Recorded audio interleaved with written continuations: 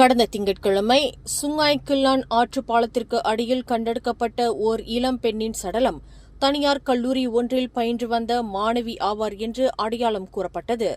தனது தங்கையுடன் தொலைபேசியில் தொடர்பு கொள்ள இயலாததால் மிகுந்த அச்சத்திற்கு ஆளான அந்த பெண்ணின் சகோதரி கடந்த ஜூலை 26ஆம் தேதி போலீசில் புகார் செய்துள்ளார் என்று சுபாங் ஜயா மாவட்ட போலீஸ் தலைவர் ஏசிபி ஒன் அஸ்லான் ஒன் மமட் தெரிவித்தார்.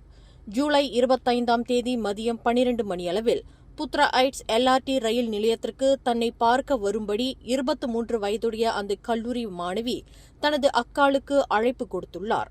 அவர் சொன்னபடி மறுநாள் அவரை தொடர்பு கொண்டபோது கைபேசி செயலிழந்து இருப்பதை அவரின் அக்காள் உணர்ந்ததாக பூர்வாங்க விசாரணையில் தெரிய வந்துள்ளது என்று ஏசிபி ஒன் அஸ்லான் குறிப்பிட்டார்.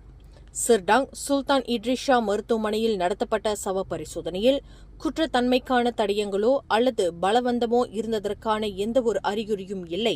அந்த மாணவி தங்கியிருந்ததாக நம்பப்படும் ஜாலான் கிளாங் லாமாவில் உள்ள வீட்டையும் போலீசார் சோதனையிட்டும் குற்றத்தன்மைக்கான தடயங்கள் எதுவும் இல்லை என்று அவர் குறிப்பிட்டார்.